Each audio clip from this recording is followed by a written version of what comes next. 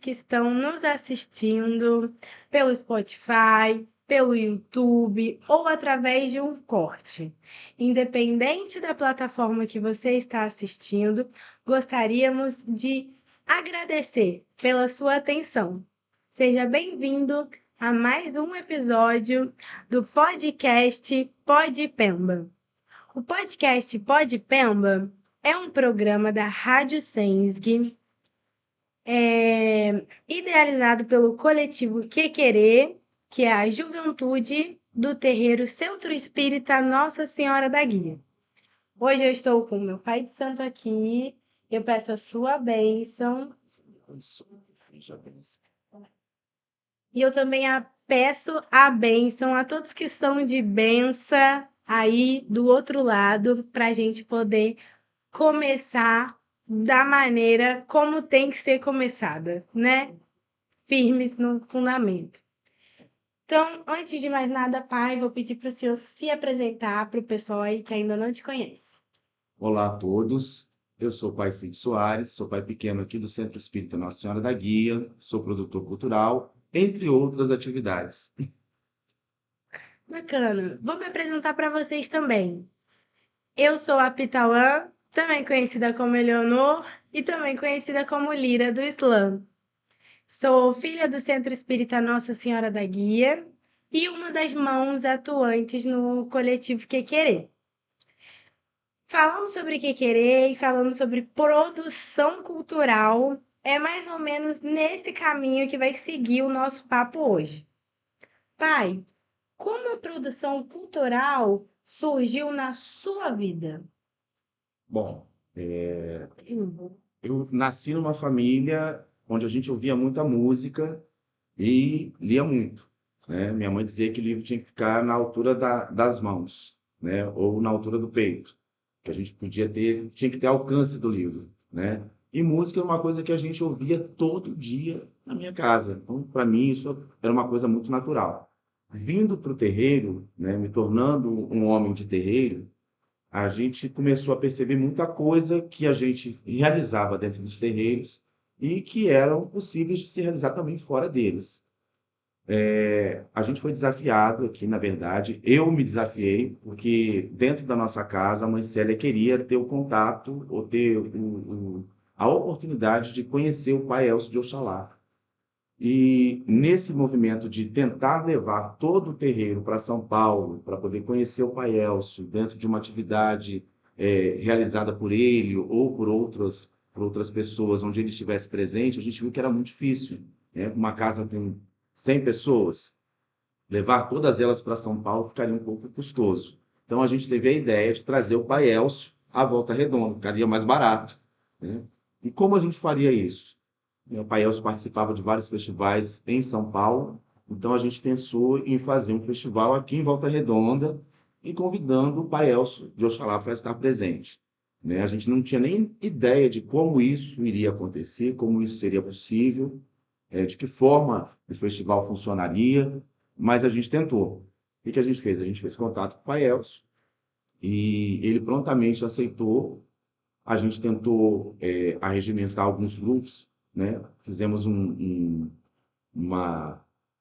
chamamento, né? Vamos dizer assim, para esse festival, que foi o primeiro festival de Corimba do Sul Fluminense, foi em 2016, se eu não me engano, e chamamos também a mãe Lucy Rosa, né? Que já não está mais aqui fisicamente conosco, né? Já retornou para a pátria espiritual, e ela também prontamente aceitou.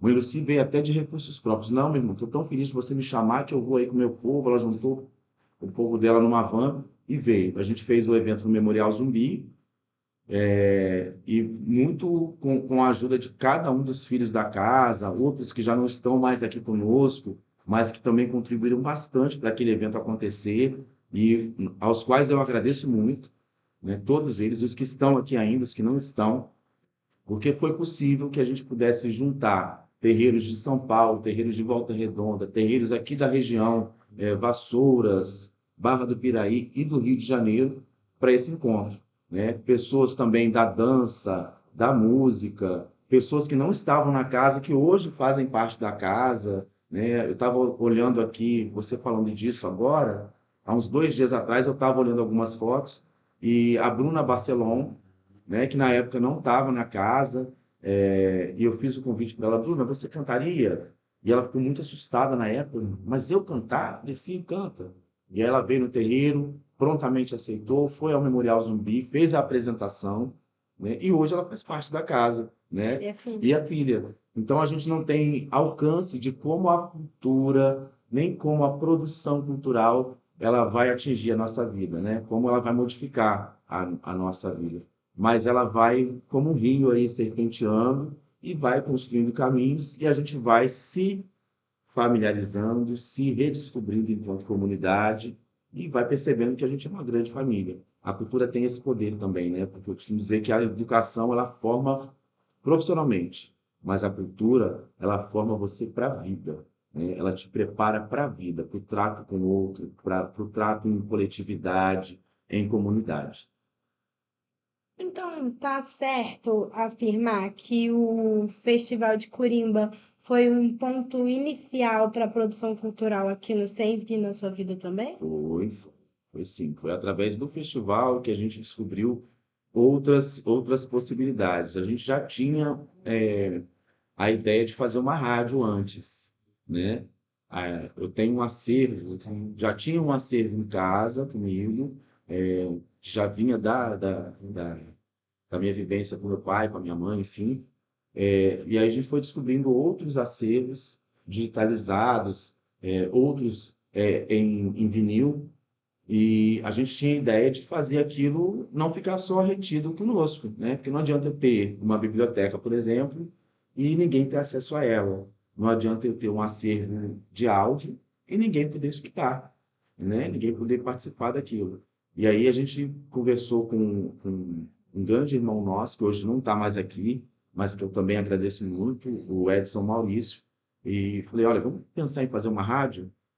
Vamos fazer uma rádio. E aí a gente fez a Rádio Sensg, né? Criamos a Rádio Sensg, um pouquinho antes do festival, fizemos um piloto, a Flávia Mendes também, que era uma irmã, é uma irmã nossa, não está mais aqui na casa, e a gente fez isso dentro da clínica de estética dela, ela tinha uma clínica de estética, e aí tinha uma sala vaga, né? A gente não tinha onde fazer, não tinha, aqui no terreiro, por exemplo, a gente não tinha possibilidade na época, que era um lugar muito afastado, né? Como ainda hoje a gente não tem muitos recursos aqui no território, mas na época não tínhamos a possibilidade de internet, né? Era muito difícil, só tinha aquela internet de escada, né, que caía muito o sinal. Então, para uma rádio era impossível a gente pensar numa rádio web sendo feita aqui.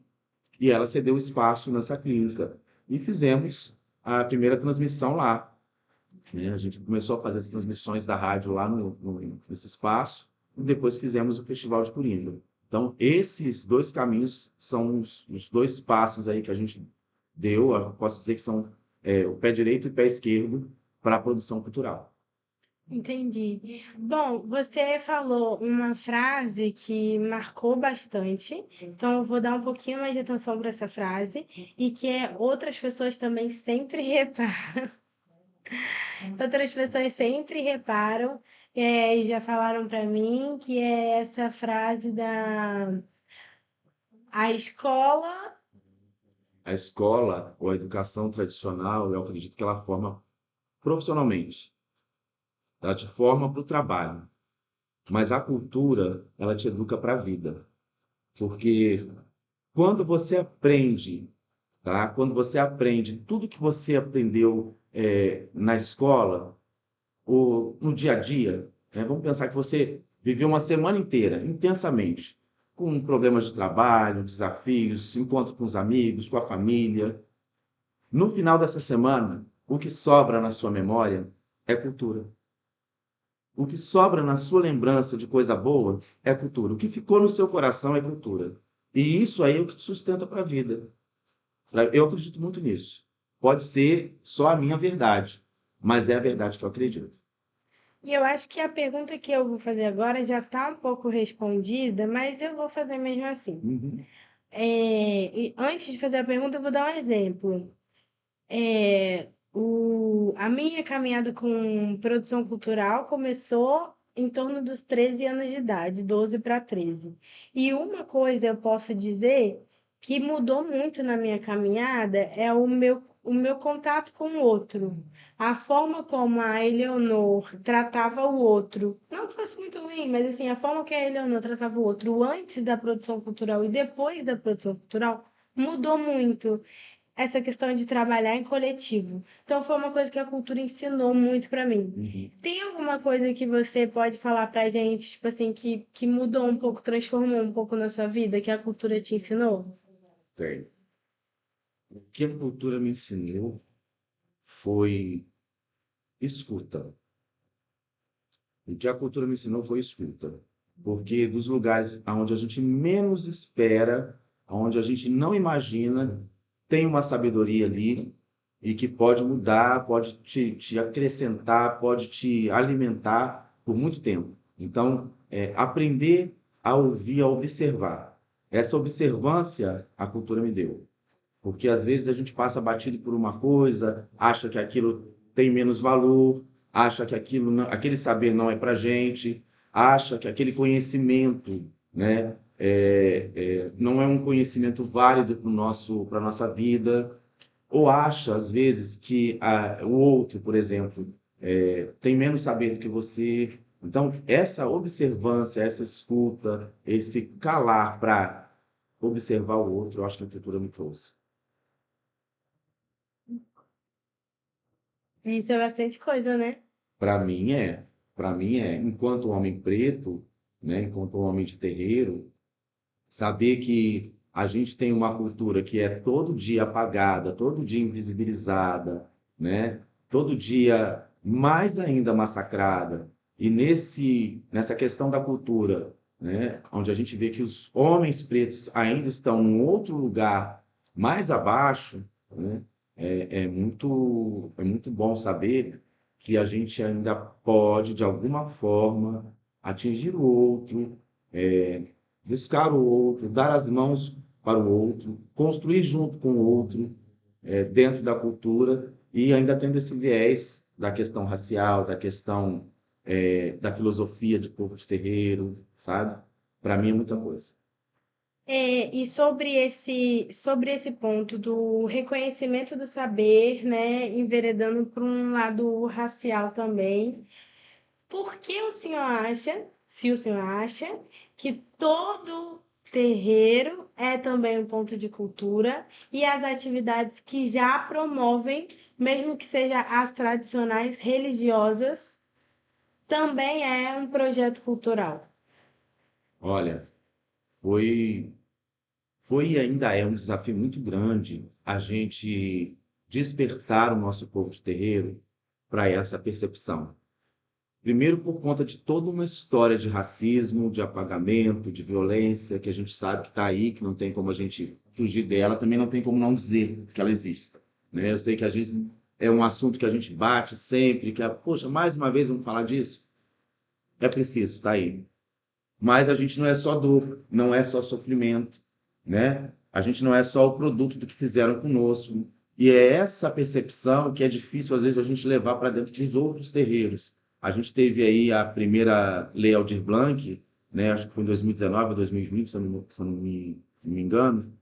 E aí a gente teve todo um trabalho de ir bater de porta em porta e falar, olha, seu terreiro é um ponto de cultura, né? A gente tem uma lei emergencial cultural que pode, de alguma forma, levar algum tipo de recurso para sua casa, e é um recurso útil, que não é um dinheiro que está sendo dado, né? É a devolução de um imposto que a gente paga todos os dias, né? É o dinheiro nosso, né? E para você fazer uso dele, é só você participar de um edital. Isso foi lá em 2019, 2020. E com essa lei, a gente reconheceu aqui, por exemplo, em Volta Redonda, né, nós estamos falando de Volta Redonda nesse podcast de agora, mas a gente reconheceu todos esses locais como pontos de cultura, né, como atividades culturais. E por que que eu acho que é importante? Por que que eu penso que são pontos de cultura, são locais de cultura? Porque o modo de vida de uma comunidade tradicional, como são chamados os povos de terreiro, o modo de ver o mundo, o modo de falar com o outro, o modo de se dialogar no dia a dia de terreiro, as comidas que são feitas, o modo de se vestir, né? As cantigas que são cantadas, as rezas que são rezadas, são únicas.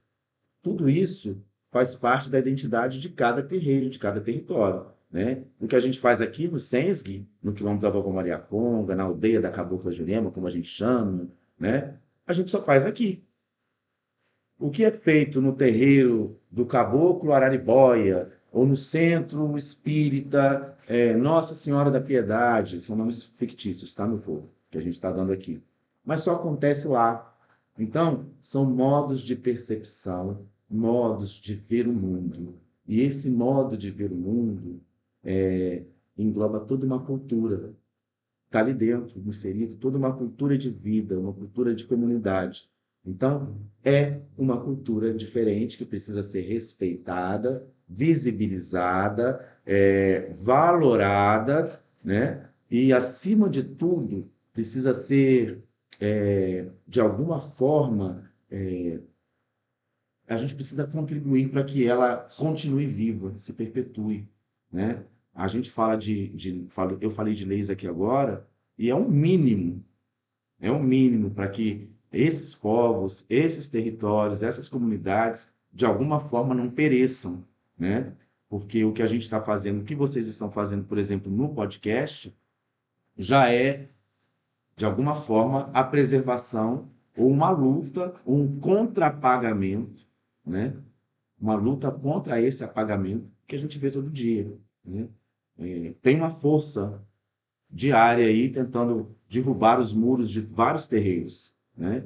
Mas é bom e é bonito a gente ver que tem uma força também diária nascendo dos próprios terreiros para fazer com que eles permaneçam de pé, né? E ações como essa ou como outras que possam acontecer em outras casas mostra que a gente não está tão em silêncio, ou tão apático, né?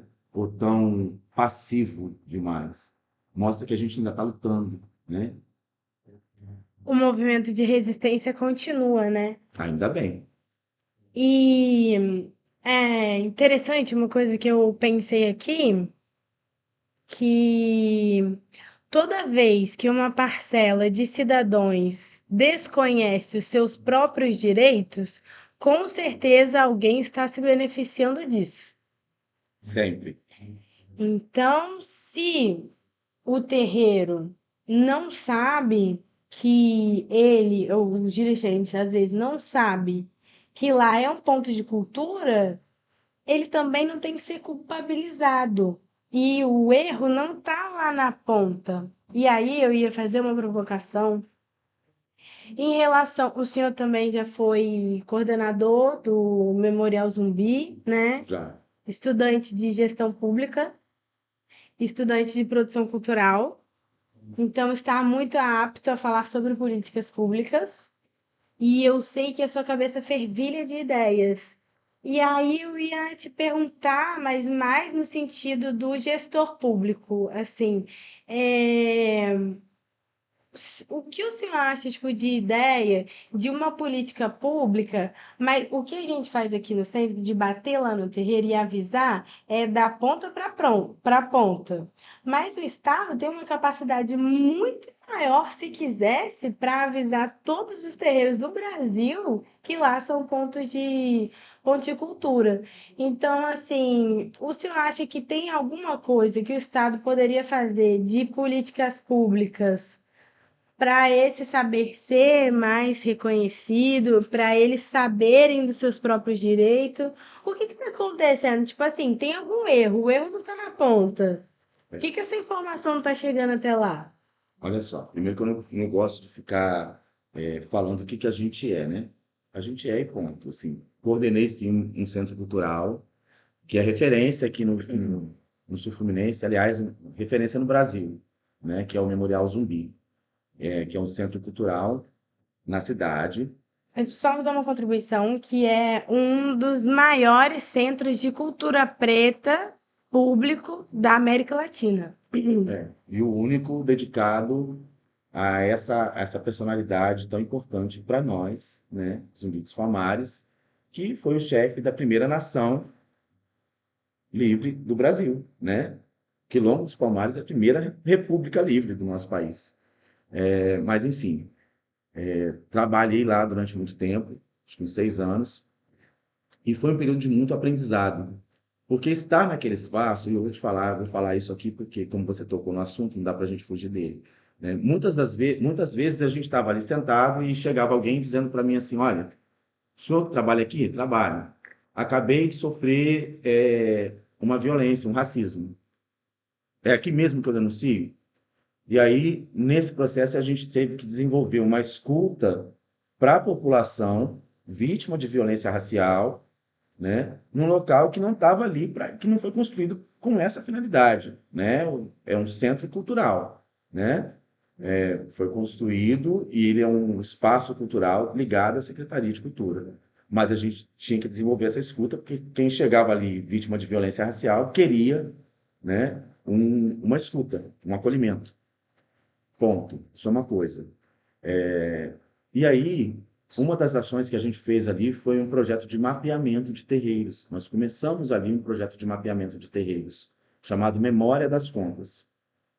Justamente com esse viés cultural, a gente teve a elaboração de um questionário com apoio da Fundação Palmares, na época, né? Elaboramos um questionário para ser respondido pela liderança religiosa e contar um pouco da história dessa liderança. Tá? O projeto meio que deu uma minguada, porque a gente sabe que dentro da questão do poder público, o que é interessante para uma gestão, para um ordenador de despesa, para o outro às vezes não é. Né? Nem sempre as políticas que a gente começa numa gestão, elas vão vingar ou continuar na outra. E até aí a gente entende também, que a gente sabe o que é um pouquinho dessa questão do racismo institucional, que a gente vai passando de uma chefia para outra, enfim. Não é essa a nossa questão, não é essa a sua pergunta. Mas aí, a partir dessa questão do mapeamento de terreiros, eu pude observar que dentro de cada casa tinha muita história, muita trajetória. Por exemplo, aqui a gente está na frente de um gongá, né? Quem está nos ouvindo não vai poder visualizar, mas depois pode procurar em outras redes aí que vai conseguir ver. Mas se a gente for, quem está vendo aqui, a gente vai ver que diante desse gongá tem muita história, tem peças mais novas, outras mais antigas, outras que remontam à trajetória de vida da nossa liderança religiosa, da nossa matriarca, né, a Mãe Célia. E aí, se a gente for pegar lideranças com 50, 60 anos de atuação dentro da religião, né, às vezes tem lá um objeto que é do século passado, né, e que poderia estar muito bem dentro de uma exposição cultural, sendo visto por muito mais gente. Então aí a gente começa a perceber que esses espaços são detentores, tá, de um acervo gigantesco, não só um acervo físico, quanto um acervo oral, né, um acervo vivo, vivo, e que poderia estar sendo partilhado não só em espaços culturais, mas em escolas, né, em academias, e isso de alguma forma ser multiplicado. Quando a gente fala da dificuldade de fazer com que essas lideranças se sintam detentoras desse saber, se sintam plenas, né, e responsáveis por um território onde a cultura pulsa, vive, né, e habita, a gente está falando realmente que o erro não está ali. O erro não está na liderança jamais. Não está na comunidade, nos seus filhos. O erro sempre parte do poder público. Por que parte? Porque aí agora eu vou responder a sua pergunta. Não é interessante para o poder público. Porque o poder público, minha filha, eles dizem para que a gente precisa trabalhar a tolerância religiosa. Né? A gente fala que a gente não quer ser tolerado, a gente quer respeito. Porque a gente sabe que existe um racismo. A gente pode falar assim, é racismo religioso. Não, é só racismo. Porque quando a gente começa a subdividir demais, a gente começa a maquiar, a gente começa a empanar. Ah, é racismo recreativo, é racismo institucional, é racismo religioso, é racismo, ponto. É racismo, ponto. E é um crime. E aí, como que a gente faz, tá? Para que, de alguma forma, essas lideranças possam ter alcance, ter conhecimento da potencialidade que tem dentro dos seus territórios. O poder público precisa nos ouvir, precisa nos escutar. A política pública, a ferramenta de política pública precisa ser construída por quem vive aquela política pública, né? Por onde passa aquela política pública ou no território onde aquela política pública precisa ser inserida. Eu não posso construir, tá? Uma ferramenta de transformação para um território sem ter pisado nele, sem ter percebido o quão amplo e diverso é esse território ou essa população. Então, eu preciso ter uma escuta, eu preciso estar inserido nesse território, junto dessa população, para só então eu criar mecanismos que possam, de alguma forma, impactá-la. Eu não posso fazer um edital para mestres e mestras, para lideranças religiosas de terreiro, e achar que todo terreiro vai ser igual. Tem terreiro que possui CNPJ, tem terreiro que não possui. Tem liderança que tem letramento. Tem liderança que não foi alfabetizada.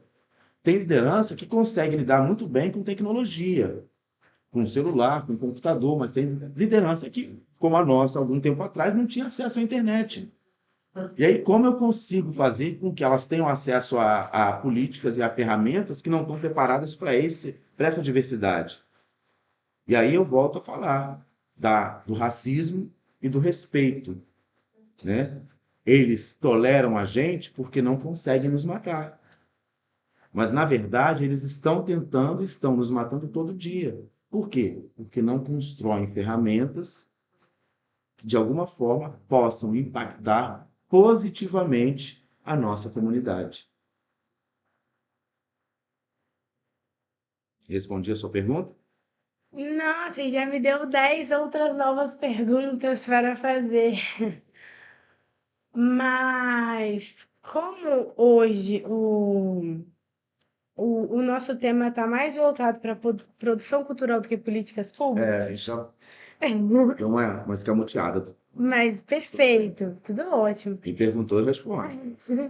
Eu vou voltar um pouquinho para a produção cultural e te pedir para que o senhor conte para gente o que é o coletivo Que Querer, mas não só o que ele é, como ele começou e o que ele faz. Beleza. O coletivo Que Querer é um dos coletivos da casa, do Centro Espírita Nossa Senhora da Guia, né? Que Querer significa semente, é o que está começando, os pequenos, né? Os primeiros passos ali. E foi idealizado por uma entidade da casa, né? Seu Chico Diabo, que trouxe aí, juntou os mais novos, né? E estimulou, provocou, né? Que eles estivessem envolvidos com alguma atividade extraterreiro, para fora do terreiro. Então, é trazer os jovens para dentro dessa comunidade, buscar qual é a potencialidade de cada um, entender aonde cada um consegue brilhar. Ah, eu gosto de fazer isso, eu gosto de fazer aquilo, juntar todo mundo e fazer com que todo mundo, de alguma forma, possa levar essa sabedoria ou o que cada um sabe fazer para fora do terreiro, mas sempre valorizando esse chão, o chão do terreiro, né? O que acontece aqui dentro.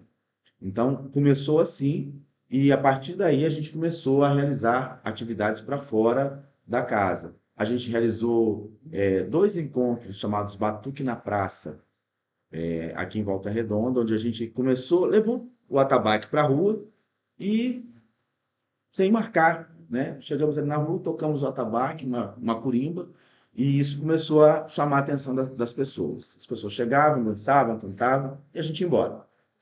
Fizemos algumas atividades no Memorial Zumbi, através do Que Querer, com uma pianista chamada Rita Mendonça, uma grande amiga nossa, que deu aulas aqui no nosso terreiro de canto e curimba, né, de impostação vocal, como a gente poderia colocar a nossa voz de uma forma mais mais equalizada, mais bonitinha, né? Para a gente não destoar muito no meio da curimba, da macumba. E aí fizemos duas atividades com ela no Memorial Zumbi, uma onde a gente juntou Chiquinha Gonzaga, a grande pianista, com as Pombagiras.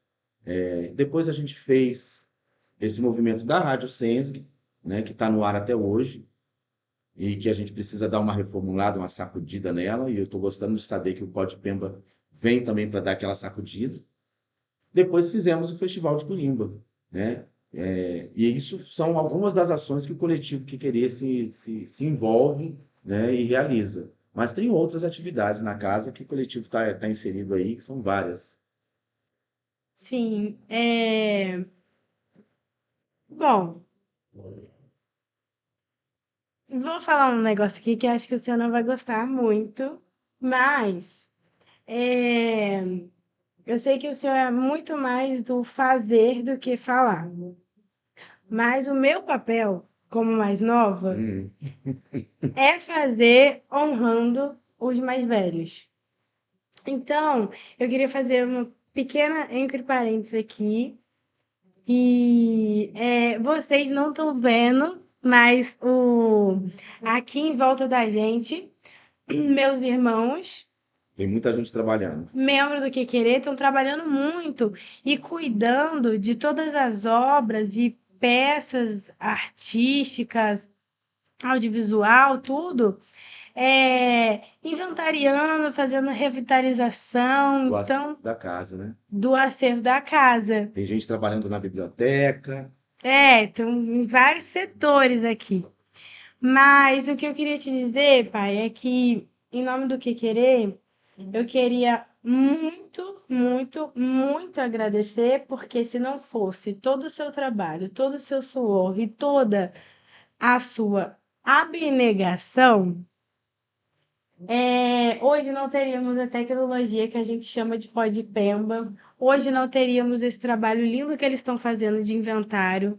Então, saiba que daqui para frente é só para frente, Isso que é bom. mas é muito por causa de toda a luta que veio antes. Então, em nome do Que Querer, ninguém me nomeou, mas eu estou aqui agradecendo por todo o trabalho. E eu espero que você esteja orgulhoso das sementes dos Que Querers aí. Axé, minha filha, axé. Estou muito feliz, sim, sabe por quê? Eu costumo dizer que o sonho de uma pessoa deve ser o sonho de toda a comunidade, né? O que cada um de vocês sonhar para a vida tem que ser o sonho de todos nós. A gente tem que alimentar esse sonho. Uma comunidade só pode se chamar de comunidade quando ela bota, tá, todo o empenho, toda a força, todo o gunzo que ela tem no sonho de cada um. Então, o sonho de cada um precisa ser o sonho da comunidade. Mas o que é importante para manter essa comunidade viva precisa ser carregado no coração e no ombro de cada filho dela. Ou seja, quando a gente vê, né, um trabalhando ali, o outro fazendo foto, o outro limpando o quadro, o outro pegando as sujidades que tem nos materiais. Eu estou falando isso aqui, o pessoal está rindo. Quem não está vendo, sabe? Vocês não vão ver porque o pessoal está do outro lado das câmeras rindo, né? Pegando as sujidades dos livros, tirando os mofos, né? Os carunchos, não sei como é que chama dos livros, Revitalizando. revitalizando, né? A gente vê que vocês estão carregando a comunidade nos ombros e no coração. Então, para mim, eu só posso agradecer e dizer que as sementes estão germinando sim, estão frutificando e estão florindo. Então, isso é continuidade, né? O rio, ele não pode parar em contra-caminho. E isso é a prova de que a gente realmente, de alguma forma, conseguiu plantar a semente. Pai, para finalizar, eu ia pedir para o senhor encerrar com um recadinho para a juventude, mas vou contextualizar esse recadinho para o senhor. Aqui na nossa casa, a gente tem uma máxima, uma frase da nossa mais velha, que é: ninguém brilha longe do seu axé. Eu tenho 22 anos, e enquanto juventude, essa é a minha visão, sabe? Pode ser que é a minha visão. Enquanto juventude, eu acredito que uma das coisas que a juventude mais tá padecendo no cenário atual é uma falta de sentido. E essa falta de sentido gera uma revolta e gera uma raiva. E essa raiva e essa revolta tem motivo. É só olhar os índices de violência, é só olhar os índices de racismo, é só olhar os índices de psicofobia. Então, mas quando a gente encontra uma religião, encontra um coletivo, encontra algum lugar, bota sentido, sabe? Então, para mim, essa máxima, ninguém brilha longe do seu axé, é quase como se fosse uma pílula para que a gente não se perca nessa vida terrena. E quando a gente fala do jovem, né, que é o que eu posso falar, isso é muito importante, porque chega a ser muito perigoso o jovem que não tem sentido, que não tem aquele brio, sabe? Não encontrou a sua parada ainda, sabe? E quando eu falo da revolta, quando eu falo da raiva, não é para deixar de sentir revolta, porque não tem como. Não é para deixar de sentir raiva, porque não tem como. Mas é guardar essa raiva numa caixinha, é intelectualizar essa revolta, usar essa revolta como ferramenta de trabalho e botar isso no seu axé, sabe? Isso aqui me irrita muito na política. Então, como é que você faz para mudar isso no seu bairro? Porque mudar no mundo todo não tem como. Nem na rede social, É. né? Vamos botar, gostei disso. Fazer dessa raiva um combustível. Mas eu preciso colocar isso em ação, né? Na rede social a gente não muda nada, né? A gente precisa colocar isso em prática. Então, no bairro, gostei disso. Pelo contrário, na rede social a gente vai ficar com mais raiva ainda. Porque a gente vê o que está acontecendo na Amazônia, o que está acontecendo na Dinamarca, o que está acontecendo na Etiópia, e aí aquilo vai te gerando uma vontade de fazer algo, mas que não está no seu alcance porque está muito longe. Então, seu coração vai ficar na ansiedade, sabe? E aí, por ver várias coisas na internet que você não consegue mudar, você vai achar que você não consegue mudar nada. Mas não é isso. No seu bairro, na sua casa, na sua cabeça, você consegue mudar algo, né? E a juventude é o futuro. Então, eu gostaria de. A juventude é o futuro, mas quem traz a tecnologia que nos bota no trilho são os nossos mais velhos. Então, eu gostaria que o senhor encerrasse falando um pouquinho para a juventude, mas nesse sentido, pensando naqueles que ainda não encontraram o seu axé. Minha filha, você já falou tudo, né? Primeiro eu queria só parabenizar vocês, tá? Assim, por colocarem esse projeto em prática, tá?